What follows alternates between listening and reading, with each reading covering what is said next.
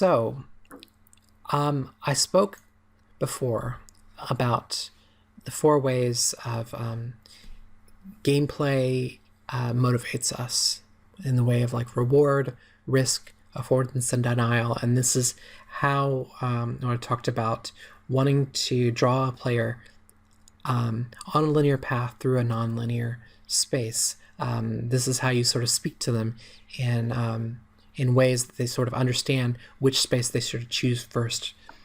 But I want to sort of move on from this and give us more to it, because I feel like there's a lot more drawing the player through spaces than just these, and that's why essentially I sort of line these up with these archetypes. So essentially, the reward is the hero is the voice of reward, and these are the things that sacred spaces, safety spaces where there's power-ups, where you get rewards. This is the shape of the hero. This is the space of the hero. The space of the mentor is the space that reveals. It's the objects that reveal.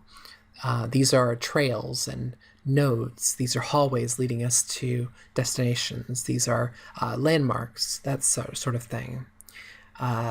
Allies are our utilities, our affordances. These are cover, ladders, backboards, stairs that get us up from one spot to another. These are our friends in the spaces. The herald is the voice of challenge, challenging us to become the hero, to face risk and find our reward. Things like open doorways. If you see some patrolling enemies, there's some reward to sort of sneaking up on them. An out-of-reach platform that looks enticing. Shadow is the voice of risk. So showing the player that there's danger, that there's void, there's this is essentially the voice of the shadow is the space that should be avoided as much as possible. Though there may be reward behind this risk. The voice of the trickster is the voice of reversal in our spaces.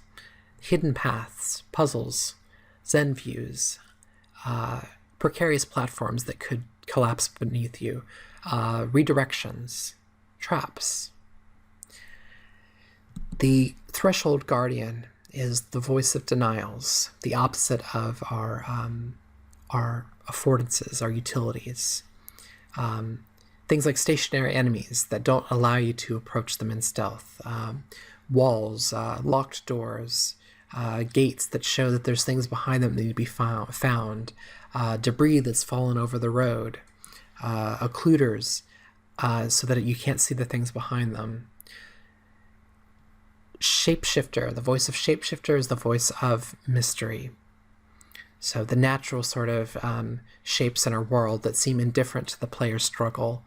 Things like rivers, a prospect space, forests, ambient life, that sort of thing, water. So as you can see, like actually the way that these sort of line up, there is a lot of sort of things that sort of bleed between the spaces. So as you can see, occluders are kind of on a blend between sort of mystery and denial, shapeshifters and guardians. The ocean can act as a guardian, or also act as sort of a shapeshifter space. Vista could be more of sort of a mentor versus a hero, that sort of thing. Anyway, so as you build your spaces, think about the voice that each of your shapes speaks to the player. How does it influence the player's view of the environment and the shape of their journey? And